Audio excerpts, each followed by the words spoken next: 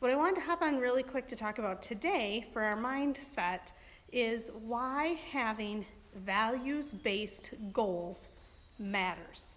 And what we're going through right now with this COVID-19 outbreak is a perfect example of why having your goals be really aligned and even based on your values is so important.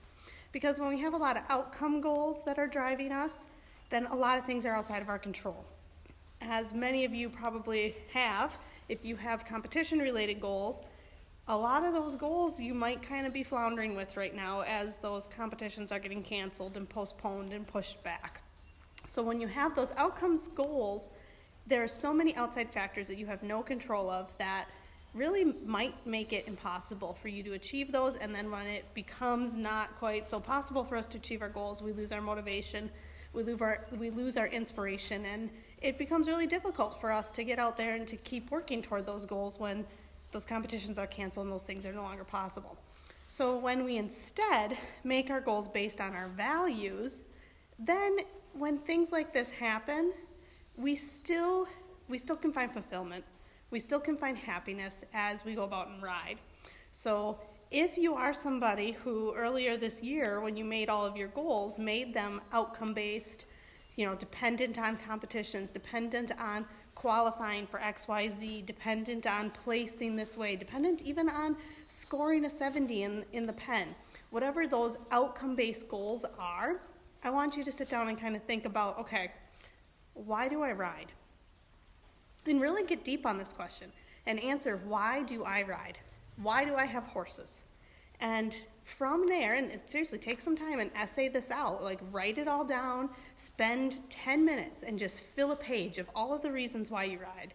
And as you do that, you're probably gonna notice some of your values coming out. You might ride so that you can learn to be the best horsewoman that you can be.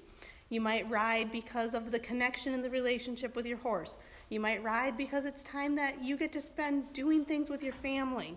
Whatever that is, find those values, that connection, relationships, and make your goals those things so that when you have these things that make your outcomes unable to obtain, things that are totally out of our control, you can still ride to be the best horsewoman that you can be. You can still ride to have a good connection with your horse and build a relationship with your horse. You can still have those things to work on and find fulfillment and happiness even when everything else in the world is basically just losing its mind and you really have no clue what's going to go on for those outcome things that you have no control of.